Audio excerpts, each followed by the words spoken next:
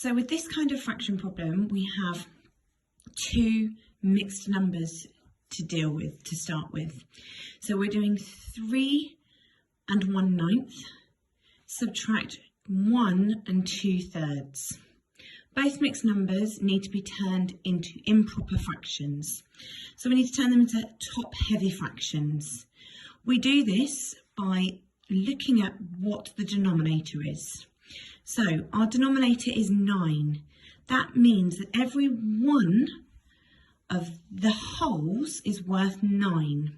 So we're going to do 3 times 9, 3 lots of 9. 3 times 9 is 27, plus 1 is 28. 28 over 9. Denominator always stays the same. So again, what we did was 3 times 9, which is 27, plus the 1 numerator that comes down, and now we have 28 over 9. This is an improper fraction, it's a top-heavy fraction. We're going to do the same over here as well. So each one whole is worth 3 parts to make a whole. So we have 1 times 3, which is 3, plus 2, which is 5 over 3. Now we can deal with these two fractions in much the same way that we would usually deal with these fractions.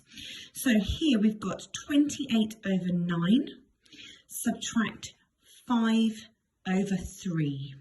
You've got two different denominators there.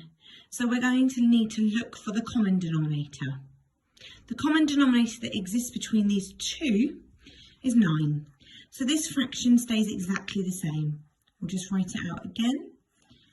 And this fraction here is going to turn into a fraction over 9. So the denominator is 9. How did we get to 9? Well, we times 3 by 3 to get 9. Whatever you do to the denominator, you must do to the numerator. So 3 times 5, or 5 times 3, is 15. That's our new numerator. So now we're looking at doing 28 over 9, subtract 15 over 9. We don't do anything to these two because we've now got a common denominator, so they stay the same. And we're going to do 28 subtract 15. So 8 subtract 5 leaves us with 3. And 20 subtract 10 leaves us with 10.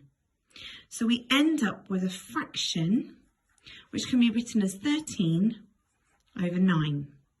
Now, this is correct. However, what we have given here is an improper fraction again. It's a top-heavy fraction once more.